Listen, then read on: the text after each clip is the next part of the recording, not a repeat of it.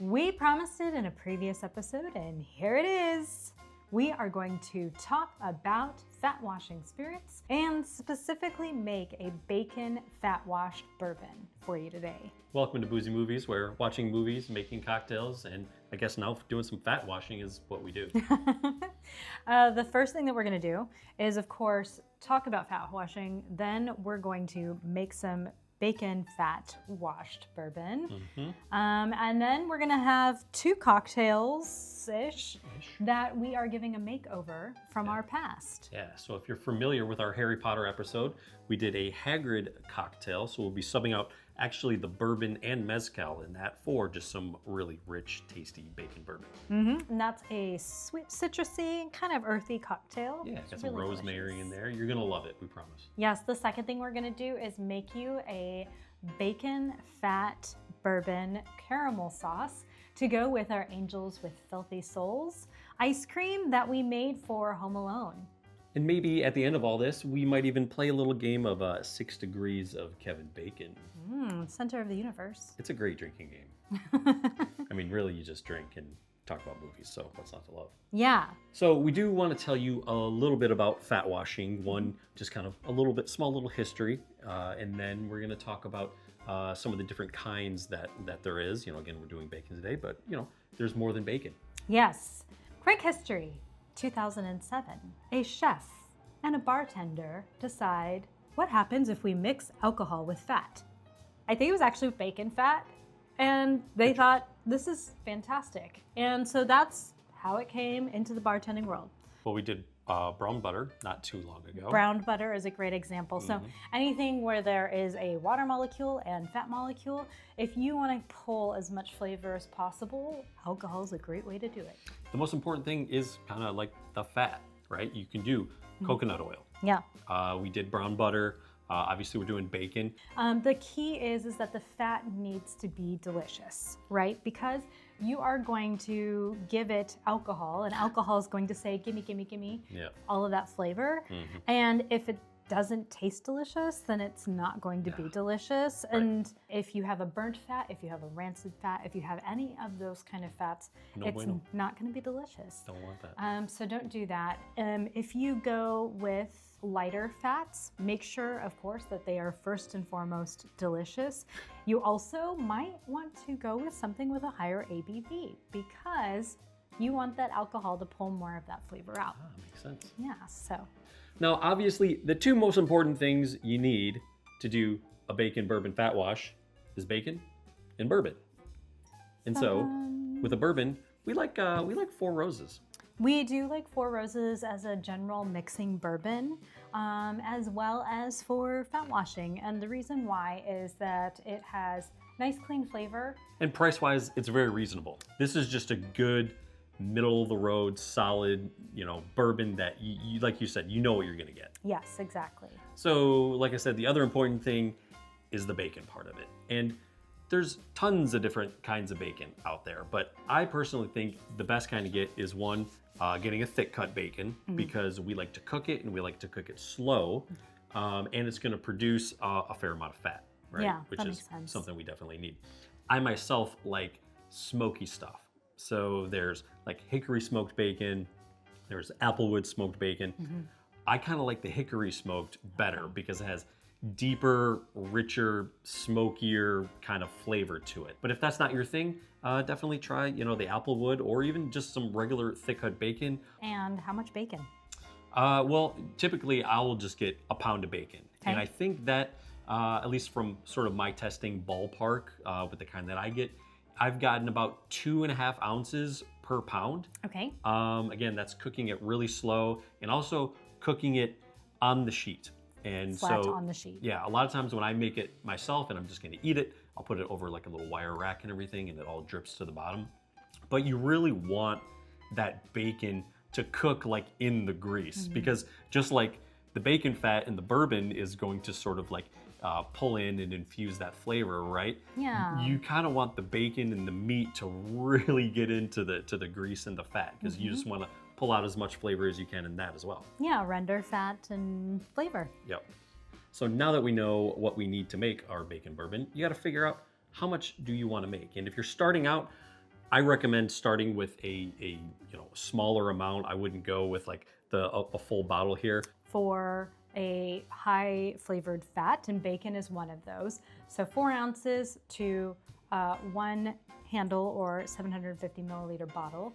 If it is a not high flavor fat, so example, olive oil, coconut oil, all of those, then you're gonna wanna go with 8 ounces. Now today we are gonna be doing, I think, about 325 milliliters of bourbon, because that's just kind of what I poured out. And we're gonna have about 2 ounces of bacon fat. Well, now we're gonna start making our bacon. So you're just gonna wanna get a baking tray, and you're gonna wanna put the bacon right on the tray. We're also gonna slow bake it. So it's gonna be 350 degrees. I think that took me probably a good half hour to 45 minutes. Preheated or cold oven? Put it in a cold oven. Okay. Yep, put it in a cold oven. And also, I flip it as well, because you don't want either side to get too burned or too done. That's also why we cook it really slow, because you don't want to burn it. So once your bacon is done, you're gonna take the bacon out of the pan, and you're gonna take all that grease. You can put it in a measuring cup, or you can put it straight into your shot glass, your jigger.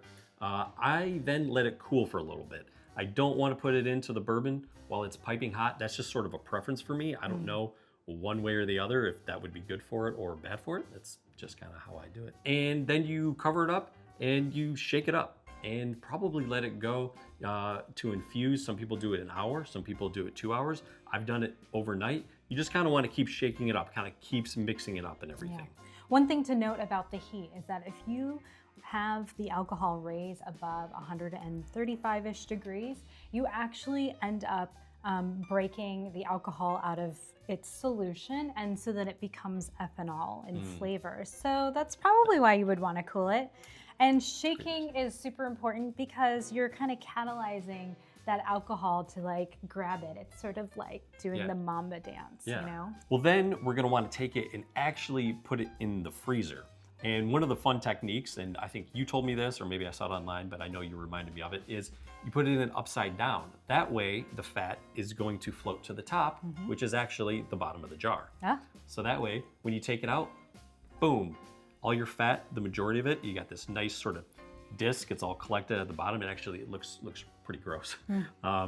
I then take it and put it through kind of just a regular strainer. We don't have like a super like fine mesh strainer. Put that in a mixing glass, strain it out that way, so you get all the big sort of chunks out if there's any left over. And then I put it through a coffee filter. Yes.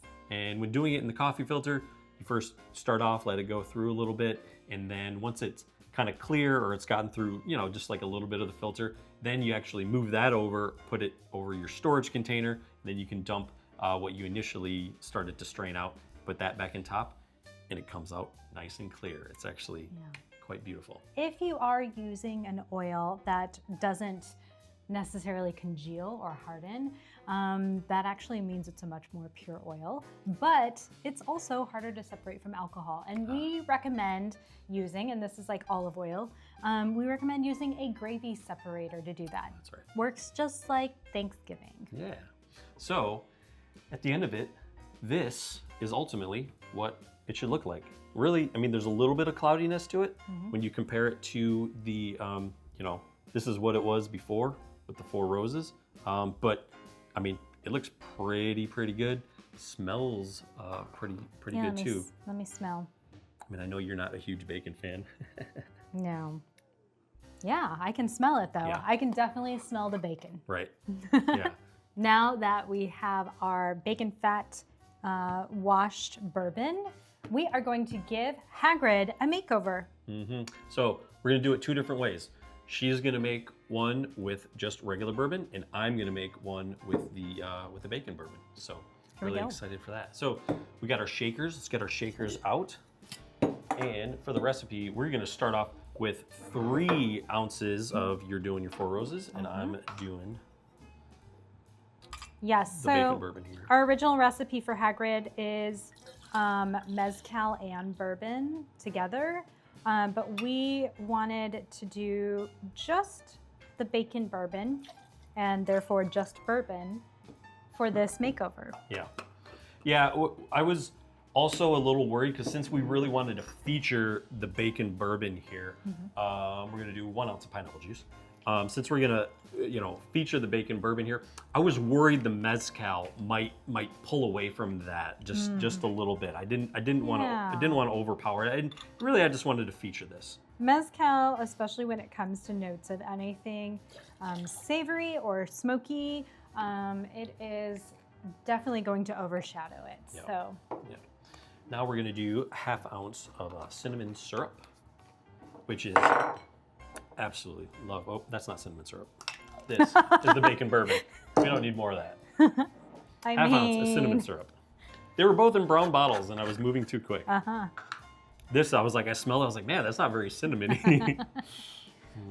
So we're going to do 1/2 ounce of the cinnamon syrup, my dear. There we go. And what else do we have? Then we're going to need 2 dashes of black walnut bitters. Do you think Hagrid would approve of this makeover? I think he might. Yeah, me too. All right. And then we're going to do a dropper of saline. Now, if you have not seen our other alternative episode, we do an episode on why we put saline in our cocktails. We did. Because we've gotten a bunch of questions on it. We thought it would just be fun to talk about. So here's a question. Do you know why we put saline in our cocktails? Do you put saline in your cocktails? Well, if you don't, you should. And if you don't know, you should watch our video that came out, who knows, probably last month. When to use it, why to use it, and how easy it is to make. With this cocktail last time, with the Hagrid, we did smoke out the glass with the rosemary. But again, we didn't want to do that here for this drink because we really wanted to feature the bacon bourbon, and I was afraid that it was just gonna maybe overpower it a little bit. Yeah, we're gonna give it a true taste test here. All right, give the good old Hagrid shake. I'm just gonna shake until you stop. Oh, sorry. I was just waiting for her.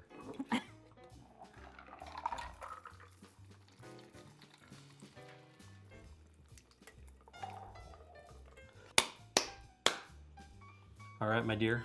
Well, you don't get the bacon bourbon, unfortunately. But let me smell. Oh, I can smell it. Can you? Let me just smell. Yeah. Over here. Yeah. Oops, sorry. Okay. Yeah, I get it. You ready? Cheers. Cheers.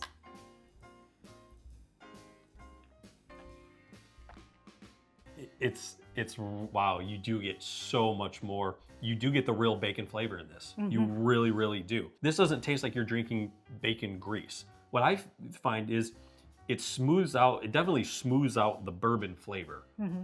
Not that Four Roses is an incredibly like bitey bourbon or anything like that. Right. But it definitely smooths it out even more, and you get a lot of the bacon flavor in there. One of the incidental things that happens with washing, both fat and clarifying, is that the fat itself and clarifying agents, they actually do pull those elements that create some of that bite, those more ethanol flavors. I feel like you get also in the non-bacon one, a lot more of the pineapple flavor in there. So just like with cooking, what I recommend doing if you're trying to figure out what kind of you've just washed a bunch of bourbon with some bacon, and you're like, oh my gosh, what can I make with it? Wait.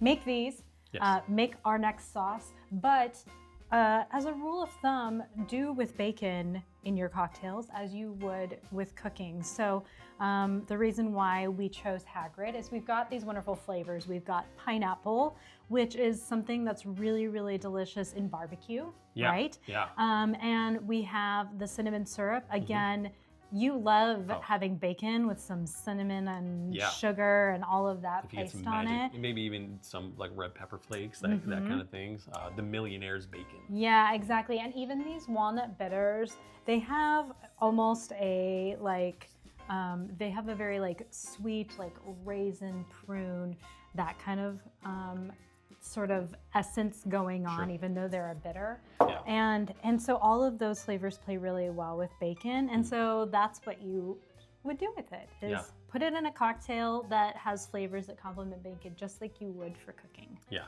yeah.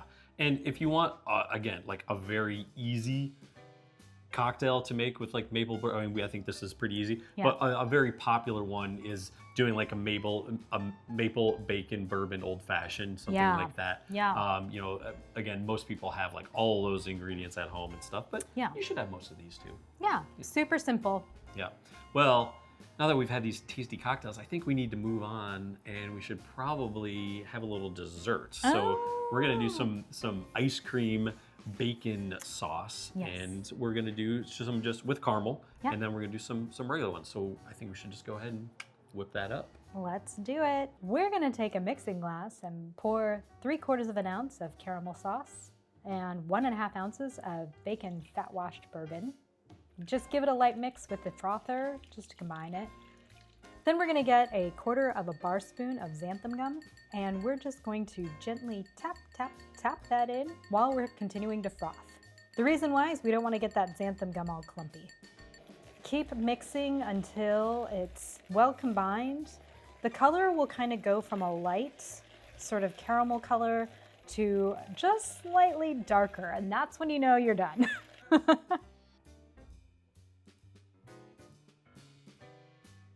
Store it in the refrigerator. And so thanks to some very fun movie magic, we have our ice cream sundaes here with moonshine cherries. And I have some bacon bourbon sauce, and you have some regular caramel sauce. Bourbon Caramel sauce.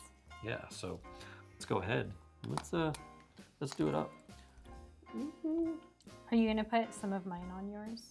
Maybe I will. I'll do a little half So and you half. can do a taste Wait, test. can I just have some of yours? All right, let's check this out. I am very curious. I wonder, I mean, if you wanted to really take up the bacon, you probably could get like some bacon bits or something and sprinkle it on there too. Oh yeah. They did say, didn't we talk about this? Like cupcakes are out, and they're like trying to find the new trend, and I think that like boozy ice cream should be. I 100% agree. We got this from Ooh. Home Alone. Yeah, This is our Angels with Filthy Souls. yeah.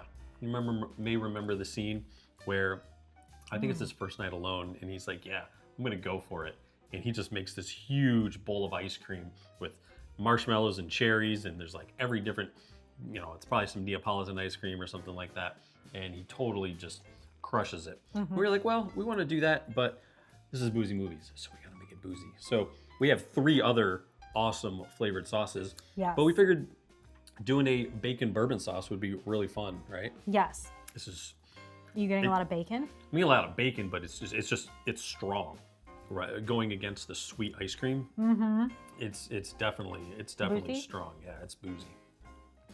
Now- add a little more here. Yeah. No, you gotta do this one now. You gotta tell it, you guys try it. Okay, he's getting scolded over here. Now, I think chocolate would also be really delicious, especially with the bacon. The saltiness is good. I like to enjoy my ice cream with some saltine crackers. Gosh. And I think that that also would be really excellent with the bacon bourbon. It'll Well- bring out more of those bacon flavors. Okay, yeah. Huge difference here. Yeah, okay. Huge difference. Tell me.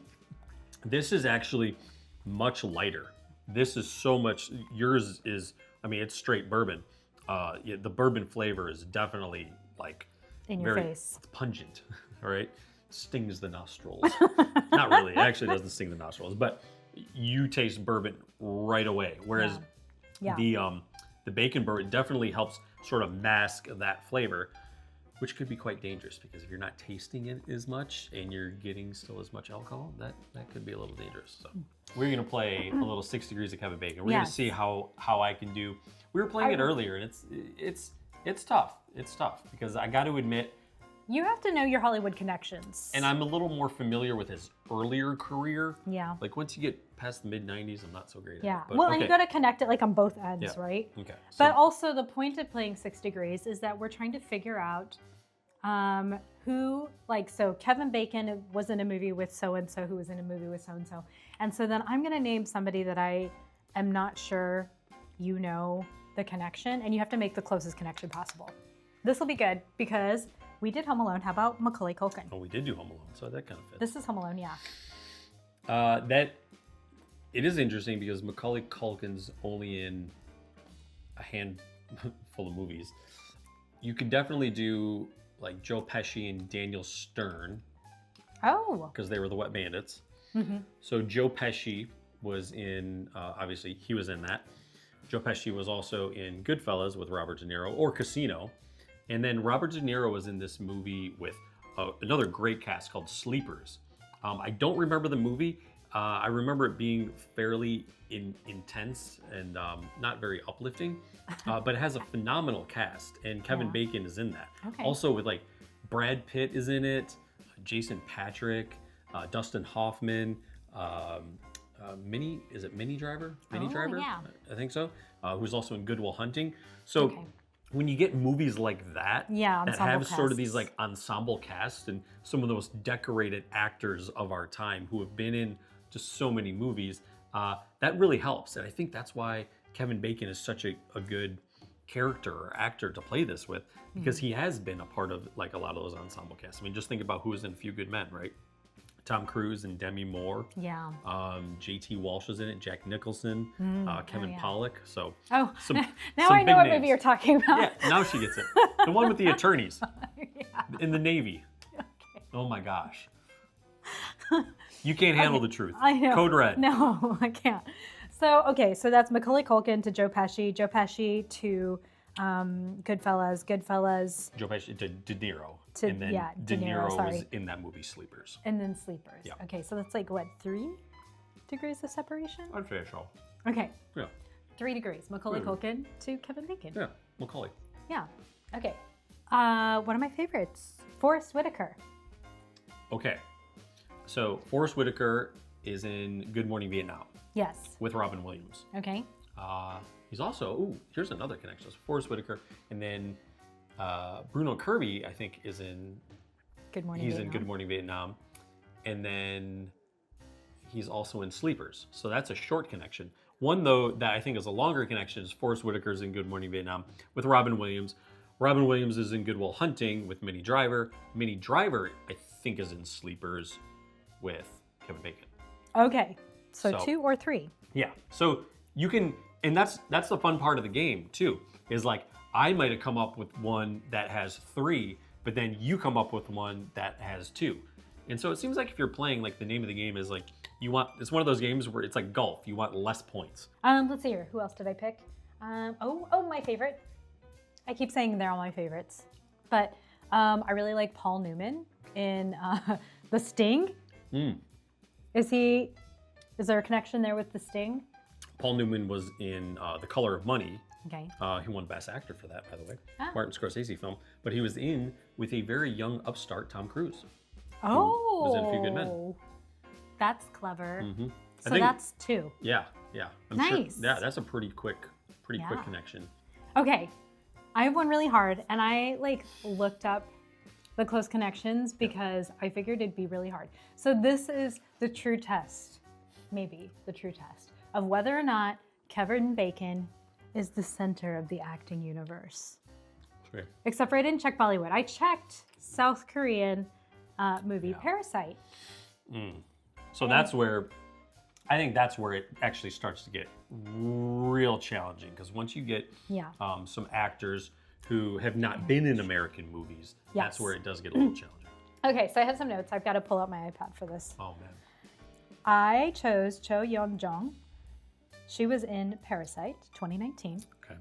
With Park So-dam. Yeah. Starred in Special Delivery 2022 with Yeon Woo-jin. Ooh, brain freeze. Or is it a Parasite? It's probably both. Yeon Woo-jin starred in Soul Vibe in 2022 with, this is our connecting actor, Daniel Henney. Daniel Henney, he is in a lot of different American movies, but most known for Special Victims Unit, I think. Is that a movie or a TV show? It's a TV show. Okay. It's a TV show. But he was in Shanghai Calling in 2012. And in Shanghai Calling, he starred with Alan Ruck. Okay. All right. Let me see if I can take it from there. Okay. So Alan Ruck, you may know from Ferris Bueller. He played Cameron, Red Wings jersey, super huge fan. Yes. Living in Chicago, that's a little strange. He was in Speed with Keanu Reeves and Sandra Bullock. Oh, yeah. Those are probably two of the biggest stars. I'm just trying to think what if Keanu Reeves and Sandra Bullock were in a movie with Kevin Bacon. Yes. So this is... I'm sure they were, but you may need to help me out. This is a tough one because Sandra Bullock played a much smaller role in this movie. And of course, she's like one of those leading ladies that you could see starring with Kevin Bacon. Yes. Okay. Yeah, well, maybe you have a more direct connection, but she was in, we just watched it, at the end of Bullet Train. She's in Bullet Train with Brad Pitt. Brad Pitt is in Sleepers with Kevin Bacon. Is that the connection? No. Oh. Because that's like 7 degrees of separation. That's not quite it. Our 6th degree of separation is actually Sandra Bullock starred in Loverboy. And Kevin Bacon actually starred in that movie. But Sandra Bullock played kind of this neighbor. It was in 2006. Okay. So. All right. Well, that was a really fun game of 6 degrees of Kevin Bacon. So on that note, we have plenty of bacon here to consume, and hopefully you do too. All right. See you next week. 2 more cocktails, 1 more great movie. Cheers.